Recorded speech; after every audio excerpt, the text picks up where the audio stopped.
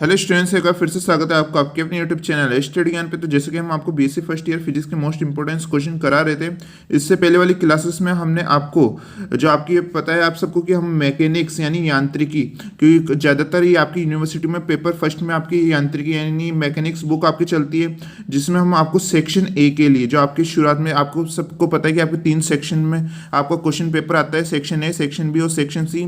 Section A में आपके half marks के या किसी यूनिवर्सिटी में 1 मार्क्स के 10 क्वेश्चंस आपके पूछे जाते हैं, ठीक है। तो उसमें हम आपको क्वेश्चंस करा रहे थे, वो भी आपके आंसर सहित, ठीक है। तो उसमें हमने आपको unit first, unit second, unit third और यूनिट फोर्थ के लगभग हमने आपको यहाँ पर क्वेश्चंस करा दिए थे उसके आंसर सहित। आज हम बात करने वाले हैं आपके यूनिट फोर्थ के, अभी कुछ क्वेश्चन और बाकी रह गए थे, साथ में यूनिट फाइव के भी यहाँ पर क्वेश्चन बाकी है अभी, ठीक है। तो आज हम आपको यहाँ पर कराने वाले हैं, तो आप पेशेंस बना के इस वीडियो को पूरा एंड तक जरूर देखिए। जिन स्टूडेंट्स ने पहले की क्लासेस नहीं दे रखी तो हमने लिंक डिस्क्रिप्शन में दे रखा है प्लेलिस्ट का, उसे जाके विजिट कर सकते हैं। और एक बात आप और बताइएगा कि आप जो स्टूडेंट्स इस वीडियो को देख रहे हैं, कमेंट करके आप अपनी यूनिवर्सिटी का नाम जरूर लिखिएगा, जिससे हमें पता लगे कि कौन कौन सी यूनिवर्सिटी के स्टूडेंट्स इस वीडियो को देख रहे हैं। तो प्लीज़ आप अपनी यूनिवर्सिटी का नाम कमेंट बॉक्स में ज़रूर लिखिएगा, ठीक है। तो जैसे कि हमने पिछली क्लासेस में क्वेश्चन नंबर 30 तक बात कर ली थी, आज हम बात करने वाले क्वेश्चन नंबर 31 की, जो कि क्या आपकी यूनिट फोर्थ का एक क्वेश्चन है आपके, मरोड़ी या ऐठन दोलक किसे कहते हैं, ठीक है। ये आपके इस प्रकार से पूछ सकते हैं, ऐठन दोलक किसे कहते हैं, ये आपके मरोठी दोलक किसे कहते हैं। दोनों टाइप के आपके यहाँ पर क्वेश्चन पूछे जा सकते हैं। तो इसका आंसर क्या होगा आपके, जब किसी बेलन के ऊपरी सिरे को दृढ़ता से कसकर इसके निचले सिरे पर स्पर्शीय बल युग्म लगाते हैं तो इसमें क्या आ जाता है, ऐठन आ जाता है। इससे बेलन में ऐठन या मरोड़ी दोलक कहते हैं। बिल्कुल आसान डेफिनेशन है, कई बार आपकी यूनिवर्सिटी एग्जाम में पूछी गई है, तो आप इसे अच्छी तरह से यहाँ पर याद कर लीजिएगा। उसके बाद है हमारे यहाँ पर क्वेश्चन नंबर 32, क्या है हमारा, परसामान्य विधा क्या है। तो युग्मित दोलक की गति को सरल आवर्त गति के रूप में प्रदर्शित करने के लिए जिन निर्देशांकों का उपयोग करते हैं उन्हें क्या कहते हैं, परसामान्य विधा कहते हैं। ये भी आपकी यूनिट फोर्थ से बिल्कुल आसान डेफिनेशन हम आपके लिए यहाँ पर लाए, बिल्कुल आसान परिभाषा जो आपको एक ही बार में यहाँ पर याद हो जाएगी, ठीक है। उसके बाद यहाँ पर नेक्स्ट क्वेश्चन है, अवमंदित सरल आवर्त गति किसे कहते हैं। तो यहाँ पर आप देखिए, ऐसी सरल आवर्त गति जिसमें दोलन का आयाम और ऊर्जा चर घातांक के रूप से क्या है, घटते हैं, आपकी अवमंदित यहाँ पर सरल आवर्त गति कहलाती है। इसके नाम से ही आप देख सकते हैं, मंदित यानी घटेगी, ठीक है। तो यहाँ पर क्या हो जाता है, चर घातांक के रूप से ये घटती है, तो अवमंदित यहाँ पर सरल आवर्त गति आपकी कहलाती है। उसके बाद यहाँ पर नेक्स्ट डेफिनेशन है, माध्य शक्तिहास किसे कहते हैं, ठीक है। बहुत ज्यादा बार पूछा गया क्वेश्चन है आपकी यूनिवर्सिटी एग्जाम में। क्या है इसकी डेफिनेशन, प्रति सेकंड अवमंदन बल के विरुद्ध खर्च की गई माध्य ऊर्जा माध्य शक्तिहास कहलाती है। इसे पी बार से व्यक्त करते हैं। इसका फॉर्मूला भी है आपके, ये लिख लेंगे तो आपको और अच्छा रहेगा। क्या होता है, P bar equal to minus D E bar upon D T, ठीक है। उसके बाद जो आज का सबसे मोस्ट इंपोर्टेंट क्वेश्चन है आपका, यहाँ पर आप इसे देख लीजिएगा। उसके बाद मैं आपको एक और बात बता दूं कि इस वीडियो में हमको 2 क्वेश्चन और कराने वाले न्यूमेरिकल है, वो जो आपके सेक्शन बी में भी पूछे जा सकते हैं। हालांकि मैं आपके लिए सेक्शन बी और सेक्शन सी के लिए एक सेपरेट वीडियो लाने वाला हूं, जिसमें हम सभी मेजर क्वेश्चनस पे बात करेंगे। लेकिन वो 2 क्वेश्चन ऐसे थे जो मेरे को इस वीडियो में कराने थे, ठीक है। तो हम आपको यहाँ पर कराने वाले 2 न्यूमेरिकल है आपके, बिल्कुल आसान है, बिल्कुल ज़्यादा लॉन्ग क्वेश्चन नहीं है, वो बिल्कुल आसान है, तो उससे हम इस वीडियो में बात करने वाले। तो आप यहाँ पर ये क्वेश्चन देख सकते हैं, विशेषता गुणांक किसे कहते हैं। तो यहाँ पर आप इसे मोस्ट इंपोर्टेंट लगा लीजिएगा, प्रति चक्र माध्य शक्ति हास के सापेक्ष माध्य ऊर्जा संग्रहण को बताने वाला गुणांक क्या कहलाता है, विशेषता गुणांक कहलाता है। इसे क्यू से व्यक्त करते हैं। बिल्कुल आसान डेफिनेशन और कई बार यूनिवर्सिटी एग्जाम में आपकी पूछी गई है, इसे आप अच्छी तरह से यहाँ पर याद कर लीजिएगा। उसके बाद यहाँ पर नेक्स्ट डेफिनेशन आपके, प्रणोदित सरल आवर्ती दोलक किसे कहते हैं। तो ऐसी सरल आवर्त गति जिसमें पिंड बाह्य आवर्ती बल के प्रभाव में नियत आयाम से क्या करता है, दोलन करता है, प्रणोदित सरल आवर्त गति कहलाती है। और पिंड क्या कहलाता है आपका, प्रणोदित सरल आवर्ती दोलक कहलाता है। उसके बाद नेक्स्ट डेफिनेशन, इसे भी आप इंपोर्टेंट लगा लीजिएगा कि माध्य शक्ति अवशोषण किसे कहते हैं। तो प्रणोदित दोलन में दोलक को बाह्य चालक बल से ऊर्जा प्राप्त होती है। दोलक को चालक बल से प्रति सेकंड प्राप्त माध्य ऊर्जा क्या कहलाती है, आपकी माध्य शक्ति अवशोषण कहलाती है। उसके बाद यहाँ पे नेक्स्ट है आपके क्वेश्चन की, एक विमित तरंग की गति का क्या कर लिखिए, अवकल समीकरण लिखिए, जो बहुत ज़्यादा पूछा गया क्वेश्चन है। तो ये क्या होता है आपके d2y/dx² equal to 1/v² d2y/dt², ठीक है। जो इसका डेरिवेशन होता है आपके एक विमीय तरंग की गति का, ठीक है, वो आपके 5 मार्क्स और 10 मार्क्स में यानी सेक्शन बी और सेक्शन सी के लिए बहुत ज़्यादा इंपॉर्टेंट होता है। तो आप इसे पढ़ लीजिएगा। जो इसका डेरिवेशन है आपका एक विमीय तरंग की गति का, जो कि काफ़ी ज़्यादा इंपॉर्टेंट होता है और कई बार यूनिवर्सिटी एग्जाम में पूछा गया है। उसके बाद यहाँ पर नेक्स्ट है आपके ऊर्जा घनत्व को परिभाषित कीजिए। तरंग की प्रति एकांक आयतन में कंपित कणों की ऊर्जा क्या कहलाती है, आपकी ऊर्जा घनत्व कहलाती है, जो भी काफी ज्यादा इंपॉर्टेंट क्वेश्चन है। उसके बाद यहाँ पर नेक्स्ट क्वेश्चन है तरंग के ऊर्जा फलक से क्या तात्पर्य है।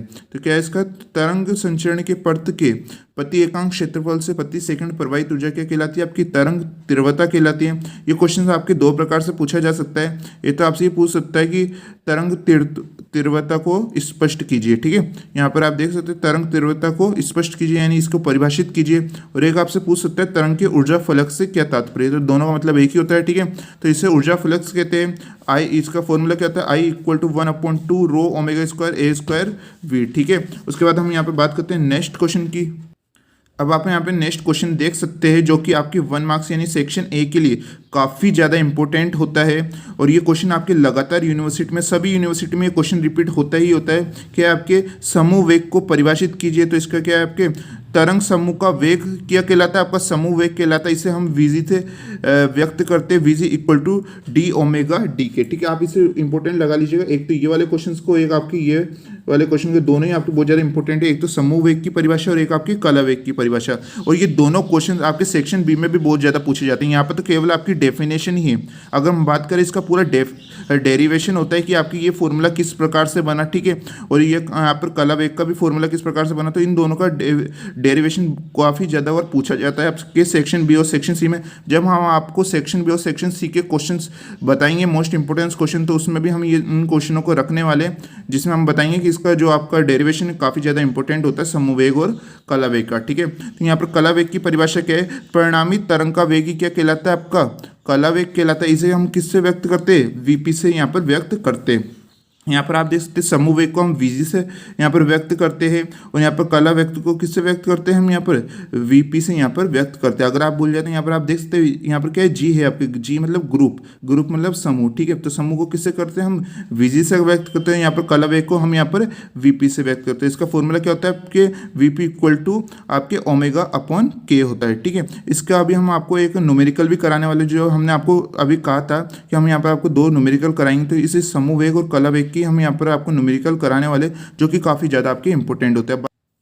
फिर उसके बाद हमारे यहाँ पर नेक्स्ट क्वेश्चन है ध्वनिक विधा या ध्वनिक मोड़ किसे कहते हैं, ठीक है। आपकी यह ध्वनिक विधा के नाम से भी पूछ सकता है और ध्वनिक मोड़ के परिभाषा से भी आपके पूछ सकता है। तो आपके दोनों क्वेश्चन ही मोस्ट इंपॉर्टेंट है। ये लगभग हर यूनिवर्सिटी में आपकी ये 2 डेफिनेशन तो आपकी आती ही आती है। जैसा कि आप देख सकते हैं, या तो कभी आपसे ध्वनिक विधा की पूछ लेगा या कभी आपसे प्रकाशिक विधा की पूछ लेगा, ठीक है। तो ये अल्टरनेट आपकी डेफिनेशन पूछी जाती है आपके सेक्शन ए में। किसी यूनिवर्सिटी में आपके सेक्शन ए आपके हाफ मार्क्स के क्वेश्चन पूछे जाते हैं, किसी यूनिवर्सिटी में 1 मार्क्स के पूछे जाते हैं। तो आप यहाँ पर कंफ्यूज मत होइएगा, ठीक है। तो यहाँ पर आपकी क्या ध्वनिक विधा यानी ध्वनिक मोड़ किसे कहते हैं, तो क्या है आपकी जब क्रिस्टल के परमाणु को कम ऊर्जा प्रदान की जाती है। क्या है आपके, जब क्रिस्टल के परमाणु को कम ऊर्जा प्रदान की जाती है तो परमाणु कम आवृत्ति से क्या करते हैं, कंपन करते हैं। जब उन्हें कम ऊर्जा प्रदान की जाएगी तो वो कम आवृत्ति से कंपन करेंगे, जिससे कम आवृत्ति की क्या है विधा सक्रिय यानी एक्टिव हो जाती है, जिसे क्या कहते हैं, ध्वनिक विधा कहते हैं। अगर आप यहाँ पर एक डेफिनेशन यहाँ पर याद कर लेते हैं, एक परिभाषा यहाँ पर याद कर लेते हैं, तो दूसरी परिभाषा आपको ऑटोमेटिक याद हो जाती है। कैसे,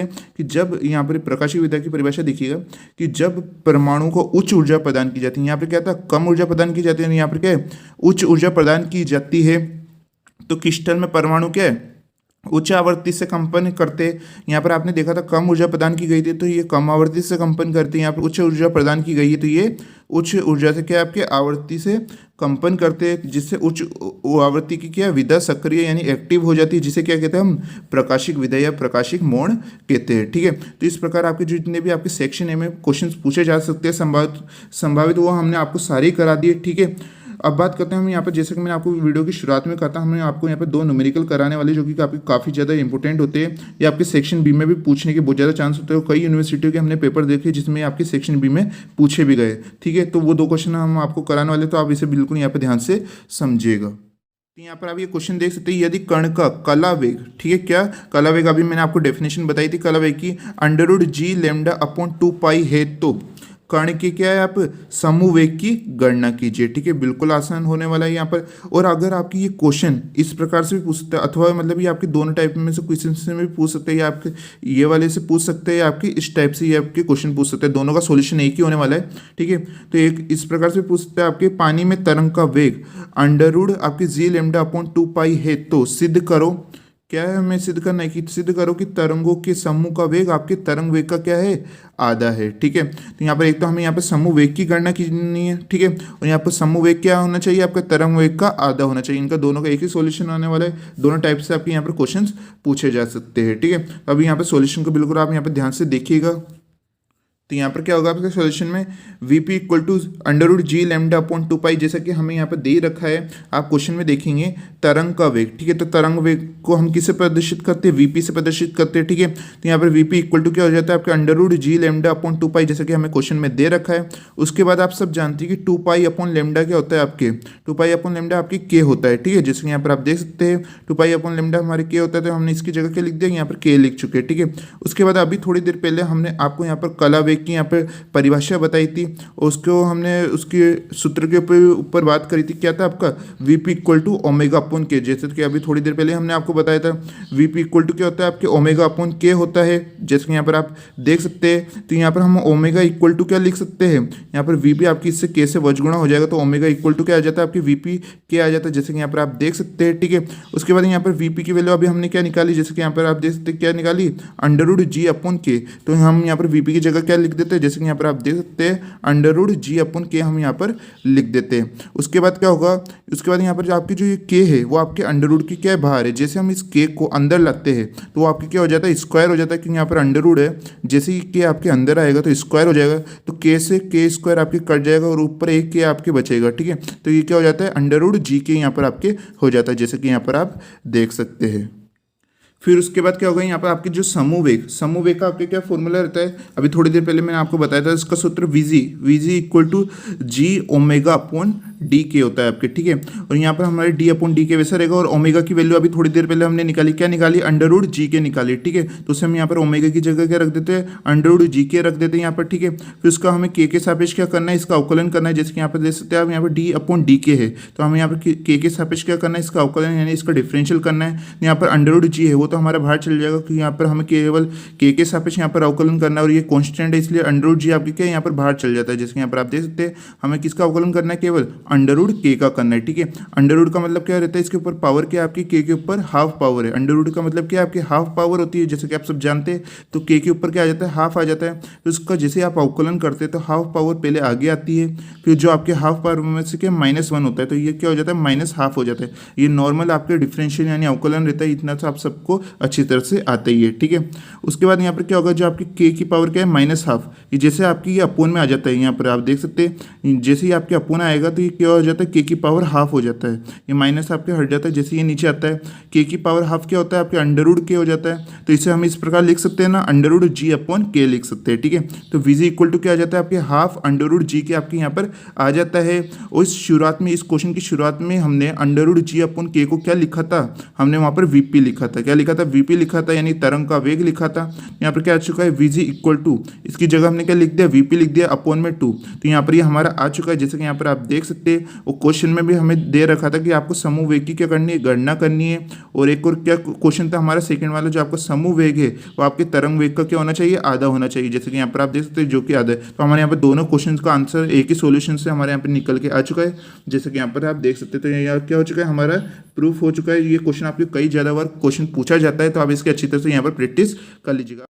फिर आप यहाँ पर नेक्स्ट क्वेश्चन देख सकते हैं, क्या हमारे सिद्ध करो कि समूह वेग आपके कर्ण वेग के बराबर होता है। बहुत इंपॉर्टेंट क्वेश्चन है आपके। इसका क्या है सॉल्यूशन, कि VG equal to D omega upon आपके डी के होगा। जैसा कि आप सब जानते हैं, आपको सिद्ध क्या करना है, समूह वेग आपके कर्ण वेग के बराबर होना चाहिए। तो हमारे यहाँ पर समूह वेग का फॉर्मूला क्या है, VG equal to D omega upon D K. हम यहाँ पर ओमेगा की जगह क्या लिख देते हैं, 2 पाई म्यू लिख देते हैं। जैसे कि आप सब जानते हैं ओमेगा का क्या सूत्र होता है, आपके 2 पाई म्यू होता है, तो हम यहाँ पर लिख देते हैं। उसके बाद यहाँ पर हम के की जगह क्या लिखते हैं, 2 पाई अपॉन लेमडा, जैसे कि आप सब जानते हैं, चाहे तो आप यहाँ पर भी लिख सकते हैं। ठीक है, तो यहाँ पर क्या हो जाता है, हमारे 2 पाई अपॉन लेमडा हो जाता है। फिर उसके बाद यहाँ पर आपके 2 पाई से यहाँ पर आपके 2 पाई कट जाता है, जैसे कि यहाँ पर आप दे सकते हैं। उसके बाद यहाँ पर क्या बचता है हमारे यहाँ पर T mu upon D 1 upon lambda हमारे यहाँ पर बचता है। उसके आगे सॉल्यूशन करने के लिए हम क्या करते हैं, यहाँ पर ऊपर आपको h से गुणा कर देना, h का क्या लगा देना, भाग लगा देना। जैसे कि यहाँ पर आप देख सकते हैं, यहाँ पर हमने h से मल्टीप्लाई कर दिया और यहाँ पर h से क्या कर दिया, यहाँ पर डिवाइड कर दिया। यहाँ पर हमने ऐसा क्या किया कि आप सब जानते हैं एच म्यू क्या होता है, आपकी ई होता है, ठीक है, यानी एनर्जी होती है। तो हम यहाँ पर एच म्यू की जगह क्या लिख देते हैं, ई लिख देते हैं, और h अपॉन लेमडा क्या होता है, आपके पी होता है, यानी संवेग होता है, जैसे कि आप सब जानते हैं। उसके बाद यहाँ पर ई की जगह हम क्या लिखते हैं, पी स्क्वायर अपॉन 2m लिखते हैं। अब ऐसा हमने क्यों लिखा, क्योंकि आप सब जानते हैं कि एनर्जी का फॉर्मूला क्या रहता है, यानी गतिज ऊर्जा का आपका हाफ mv स्क्वायर, जैसे कि आप 11-12 से पढ़ते आ रहे हैं, ठीक है, हाफ mv स्क्वायर होता है। तो हमने यहाँ पर m से क्या कर दिया, इसे गुणा कर दिया, m का ही भाग लगा दिया। जैसे कि यहाँ पर आप देख सकते हैं m से ऊपर गुणा किया तो m स्क्वायर हो गया, ये अपॉन में m का भाग लगा दिया। उसके बाद आप सब जानते हैं mv क्या होता है, आपके p होता है, यानी संवेग होता है, द्रव्यमान इंटू वेग क्या होता है, आपके संवेग होता है, ठीक है। यहाँ पर mv की जगह हम क्या लिख देते हैं, p लिख देते हैं, यहाँ पर दोनों पे स्क्वायर, तो वो क्या हो जाता है, आपके p स्क्वायर हो जाता है। जैसे यहाँ पर आप देख क्या हो जाता है, आपके पी स्क्वायर अपॉन 2m यहाँ पर हमारे आ जाता है, ठीक है। तो यहाँ पर हम ई की जगह क्या लिख सकते हैं, पी स्क्वायर अपॉन 2m लिख सकते हैं। उसके बाद यहाँ पर डी अपॉन डी पी, ठीक है, डीपी का मतलब क्या है, यहाँ पर पी के सापेक्ष आपको क्या करना है, इसका अवकलन करना है, यानी इसका डिफरेंशियल करना है। तो इसका अवकलन करते क्या आ जाता है, पी स्क्वायर का 2p हो जाता है आपके, जैसे कि यहाँ पर देख सकते हैं, अपॉन में क्या आता है, आपके 2m आता है, ठीक है। उसके बाद यहाँ पर आपके 2 से यहाँ पर 2 कट जाएगा, ठीक है। उसके बाद यहाँ पर p इक्वल टू क्या होता है, आपके mv होता है, यानी द्रव्यमान इंटू वेग क्या होता है, आपके संवेग होता है। तो p की जगह हम क्या लिख देते हैं, m इंटू v लिख देते हैं, जैसे कि यहाँ पर आप देख सकते हैं, अपॉन में आपके m यहाँ पर बचा था। फिर उसके बाद में यहाँ पर m से m यहाँ पर आपके कट जाता है, और vg इक्वल टू क्या आता है, आपके v आता है, ठीक है। तो यही तो हमें प्रूफ करना था। आपके प्रूफ क्या करना था, आपको समूह वेग आपके क्या होना चाहिए, कर्ण वेग के बराबर होना चाहिए। तो यहाँ पर हमारा जो समूह वेग यानी vg हमारे कर्ण वेग यानी v की क्या हो चुका है, बराबर यानी इक्वल हो चुका है, ठीक है। तो ये क्वेश्चन भी हमारा बिल्कुल आसानी तरीके से प्रूफ हो चुका है। तो आई होप आज की क्लास आपके लिए बहुत ज़्यादा इंपॉर्टेंट रही होगी। जो हमने आपको पिछली 3 क्लासेस में, इस क्लासेस को मिला के हमने लगभग 3 क्लासेस में आपको सेक्शन 1 के लिए इंपॉर्टेंस क्वेश्चन पढ़ा है, उनके आंसर भी हमने आपको पढ़ा है, ठीक है। अब हम बात करेंगे नेक्स्ट क्लास में आपके लिए सेक्शन बी और सेक्शन सी के लिए मोस्ट इंपॉर्टेंस क्वेश्चन के आपके जितने भी आपके 5 यूनिट है, उन 5 यूनिट के हम यहाँ पर आपको मोस्ट इंपॉर्टेंस क्वेश्चन कराने वाले सेक्शन बी और सेक्शन सी के लिए। तो आप उन क्लासेस को भी बिल्कुल ध्यान से देखिएगा, ठीक है। तो उसका लिंक आपको डिस्क्रिप्शन में मिल जाएगा, हमने सेपरेट प्ले लिस्ट बना रही है, उस पर भी आप जाके देख सकते हैं, या हम आपको नेक्स्ट क्लासेस का भी लिंक आपको डिस्क्रिप्शन में दे देंगे। तो आपको यहाँ पर ये क्लास कैसे लगी प्लीज़ कमेंट करके जरूर बताइएगा। और एक बात और यहाँ पर आप बताइएगा कि आपकी जो यूनिवर्सिटी में आपकी कौन कौन सी यहाँ पर आपकी बुक चलती है, चाहे वो मैथ्स में हो, चाहे आपकी वो फिजिक्स में हो, चाहे आपकी वो केमिस्ट्री में हो, ठीक है। केमिस्ट्री में तो हालांकि सबकी 3 ही बुकें चलती हैं यहाँ पर, आप सब जानते हैं, ऑर्गेनिक, इनऑर्गेनिक और आपके फिजिकल, ठीक है। तो उनके भी हम आपको क्वेश्चन कराने वाले। तो आप यहाँ पर आपके फिजिक्स और आपके जो यहाँ पर आपके फिजिक्स में तीनों पेपर और आपके जो मैथ्स में तीनों पेपर में आपके कौन कौन सी बुक चलती है वो भी आप कमेंट करके जरूर बताइएगा, और अपनी यूनिवर्सिटी का नाम भी जरूर बताइएगा, ठीक है। तो मिलते हैं नेक्स्ट वीडियो में, तब तक के लिए पढ़ते रहिए, सीखते रहिए।